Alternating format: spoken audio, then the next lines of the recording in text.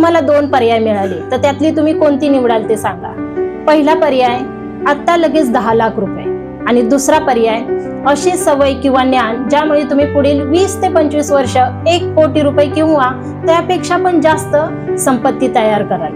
तर तुम्ही दोन्हीतली कोणती निवडाल? काही लोक तर पहिलीच निवडतील, पण काही लोक दुसरी आणि जे लोक दुसरी निवडतील ते आर्थिकदृष्ट्या मजबूत राहतील. आपल्या मनाला पटकन मिळणारी गोष्ट ही जास्त आकर्षक वाटते, त्यामुळे काही लोक पहिला पर्याय निवडतील, तर काही लोक हे जे मनाचं न ऐकता बुद्धीचं ऐकतील ते दुसरा पर्याय निवडतील. 1 कोटी हा काय आकडा नाहीये, तो तुमच्या शिस्तीचा, संयमाचा, योग्य निर्णयाचा आणि सातत्याचा परिणाम असतो.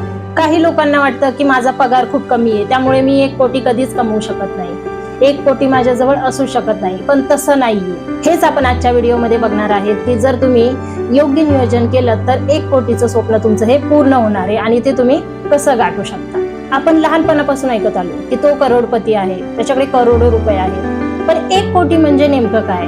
हा मोठा आकडा दिसतो म्हणून सामान्य लोकांना काय वाटतं की हा आकडा माझ्यासाठी नाही. जे करोडपती झाले ते काय एका दिवसामध्ये करोडपती झालेत का? नाही, तर त्यांच्या छोट्या छोट्या रोजच्या आर्थिक सवयींमुळे ते करोडपती झालेले असतात. दोघे मित्र आहेत, दोघांचं सेम शिक्षण आहे आणि एकाच कंपनीमध्ये कामाला आहेत, दोघांना पगार पण सेमच मिळतो. पण काय होतं, एक काय करतो, पगार मिळाला की ब्रँडेड कपडे, मोबाईल, बाईक अशा काही वस्तू खरेदी करायच्या. पण दुसरा विचार काय करतो, तो पहिला स्वतःला प्रश्न विचारतो की माझा आजचा हा निर्णय मला भविष्यामध्ये जवळ नेतोय की त्याच्यापासून मला दूर करतोय. आणि तोच विचार करून तो पहिली बचत आणि मग नंतर खर्च असा विचार करतो. मग काही वर्षांनी काय होतो, पहिला असतो तो अजून EMI भरत असतो, जे महागडे मोबाईल, बाईक घेतलेले असतात त्याची EMI भरत असतो. पण हा जो असतो ना, त्याच्याकडे गुंतवणूक तयार झालेली असते, कारण त्यांनी योग्य वेळी योग्य निर्णय घेतलेला असतो. म्हणून योग्य वेळी योग्य निर्णय घेणे हे खूपच महत्वाचे आहे. लोक 1 कोटीचं स्वप्न का बघतात? कारण त्यांना मोठं घर, मुलांचं शिक्षण किंवा निवृत्तीनंतर सुरक्षित आयुष्य पाहिजे असतं किंवा आपली लाईफ कम्फर्टेबल जावी, याच्यासाठी त्यांना ते 1 कोटीचं स्वप्न पाहायचं असतं. पण तुमचं ध्येय निश्चित नसेल तर मार्ग पण निश्चित नसणार आहे. त्याच्यामुळे तुम्हाला ध्येय निश्चित करून पुढे जायचं. आता 2 प्रवासी आहेत, त्यांना एकाच शहरामध्ये जायचं. एकाला माहिती आहे की त्या शहराचं नाव काय, पण दुसऱ्याला त्या शहराचं नाव माहित नाहीये, फक्त एवढंच माहिती आहे की मला कुठेतरी जायचंय. मग काय होतं, संध्याकाळपर्यंत जो पहिला जो असतो प्रवासी तो बरोबर शहरामध्ये पोहोचतो, पण दुसरा असतो त्याला नेमकं माहित नसतं कुठे जायचंय, त्याच्यामुळे तो रस्ता चुकतो. म्हणून तुम्हाला पहिली गोष्ट माहिती पाहिजे की तुम्हाला नक्की कशासाठी पैसे हवेत. म्हणून ध्येय स्पष्ट असेल ना तर निर्णय हा योग्य घेतला जातो. करोडपती होण्यासाठी पहिली अट आहे, ती म्हणजे कोणती? बचतीची. काही लोक विचारतात की मी जास्त पैसा आला की मग बचत करेल.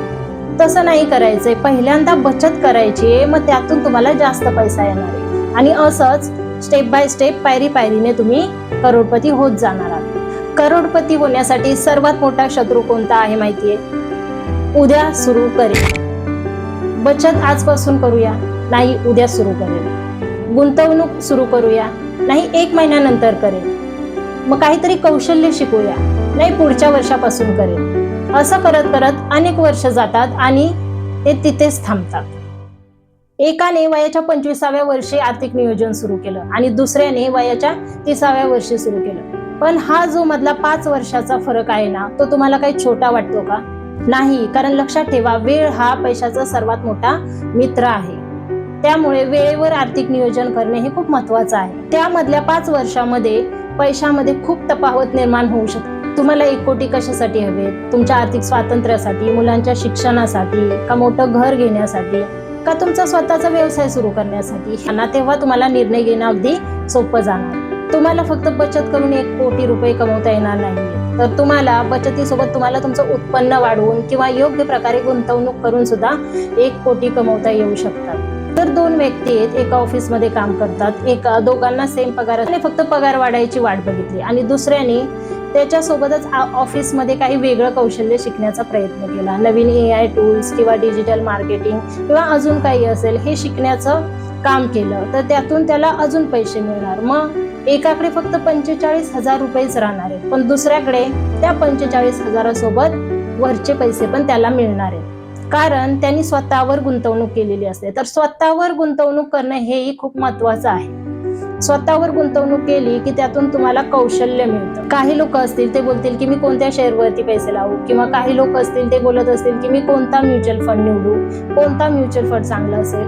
पण काही लोक असे पण असतील की बोलतील की मी स्वतःवर किती गुंतवणूक करू, मी असं कोणतं कौशल्य घेऊ की ज्याने मला त्याचा फायदा होईल. आता असा प्रश्न निर्माण होतो की काही लोकांना समजा विचारलं की तुमचा महिन्याला खर्च किती, आणि त्यांचं उत्तर जर मला माहित नाही असे असेल तर ही सर्वात मोठी समस्या आहे. कारण ज्याचा हिशोब नाहीये ना त्याची मग प्रगती पण नाही. पैसे वाढवण्यासाठी काही नियम आहेत ते मी सांगते तुम्हाला. उत्पन्न वाढवत राहा. आता तुम्ही खर्च कमी केलात म्हणजे तुमच्या पैशामध्ये वाढ होणारी असं नाही. तुम्ही जर योग्य नियोजन करून खर्च केलेत पैसे तर तुमच्या पैशामध्ये वाढ होऊ शकते. आणि योग्य वेळी गुंतवणूक करा. खर्चाच्या अगोदर गुंतवणूक करा. असं नाहीये की खर्च केल्यानंतर गुंतवणूक करायची. सर्वात पहिल्यांदा तुम्हाला गुंतवणूक करायची आणि त्याच्यानंतर खर्च करायचा आहे. गुंतवणूक केल्यानंतर संयम ठेवा, त्याला वेळ द्या. कारण संपत्ती निर्माण होण्यासाठी वेळ ही महत्वाची गोष्ट आहे. त्याला वेळ दिला तर तुमची संपत्ती ही निर्माण होणार आहे. आणि जर तुमच्या पगारामध्ये वाढ होत असेल, दरवर्षी पगारामध्ये तुमच्या वाढ होत असेल तर तुम्हाला तुमच्या गुंतवणुकीत आणि बचतीमध्ये पण वाढ करा. जर तुम्ही यावर्षी 5,000 बचत केली आणि पुढच्या वर्षी तुमच्या पगारामध्ये वाढ असेल तर त्याच्यामध्ये तुम्ही वाढ करा. गुंतवणुकीमध्ये वाढ केल्यामुळे मोठा फरक पडू शकतो. करोडपती लोकांच्या काही सवयी असतात, त्या म्हणजे नियमितपणे बचत करतात, आपल्या कमाईपेक्षा कमी खर्च करतात आणि दीर्घकालीन विचार करतात. प्रत्येक आर्थिक नियोजना पाठीमागे उद्दिष्ट त्यांचं स्पष्ट असतं. भावनेवर नाही तर नियोजनावरती निर्णय घेतात. नवीन कौशल्य शिकतात आणि कर्जाचा विचारपूर्वक वापर करतात. आपत्कालीन निधी तयार ठेवतात. संयमाने गुंतवणूक करतात. आणि सर्वात महत्त्वाचं म्हणजे श्रीमंत होण्याच्या पाठीमागे ज्या योजना असतात ना त्यांच्यापासून ते लांब राहतात. गुंतवणूक ही करोडपती बनण्याची एक पायरी आहे. तर ही नियमितपणे आणि सातत्याने तुम्ही करत गेलात तर तुम्हाला याचं फळ नक्कीच मिळणार आहे. 2 शेतकरी आहेत, त्यातला पहिला असतो तो रोज आपल्या झाडाला पाणी देतो आणि दुसरा असतो तो कधी देतो कधी नाही देत असं करतो. मग पहिल्याचं असतं ते झाड एकदम वाढत जातं आणि दुसऱ्याचं असतं झाड ते वाढतच नाही. मग गुंतवणूक पण ही अशीच असते.